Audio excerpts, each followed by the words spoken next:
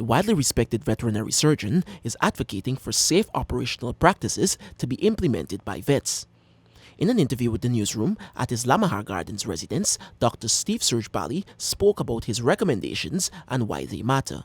So here's an opportunity where we have a crisis situation and we spread as much knowledge to the public as possible. As I mentioned in one of the articles recently, that cannot be, there's no evidence showing that the animal can carry the disease onto a human, or a human to an animal for that matter. And also, it is really a human to human thing. Now, we are not protecting ourselves against contamination from an animal.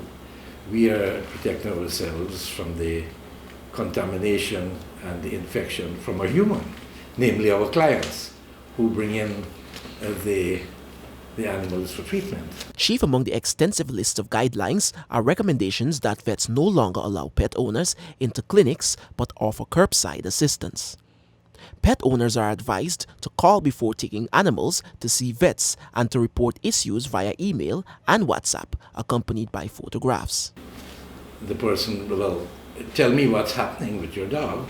The person says so. The vet's technician, the vet's assistant, the vet's staff will take the animal out, bring it into the clinic, and without the owner being there, without anybody other than the veterinary clinic staff, we will look after the animal and send it back. Now, that's not optimal because everything you would want to ask, you can't ask through a car window. That's only partially rolled up.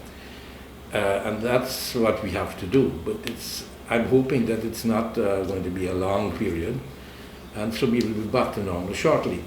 Whether the owner is prepared to go through that sort of protocol, I must say, since we have implemented it, not one person has said no. Finally, Dr. Surujbally made a call to licensed vets to continue adhering to the recommendations outlined in the document to protect both themselves, co-workers, and the integrity of the profession. It is the registered vets that I'm talking about, the vets that are really vets and understand this problem, that I'm begging them to continue this as well, because they too have a responsibility to the client and the client's health, and a responsibility to themselves.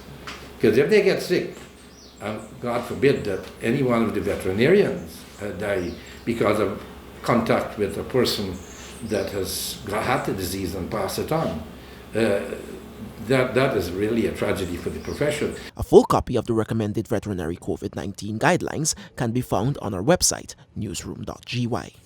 Nigel Collymore, Newsroom.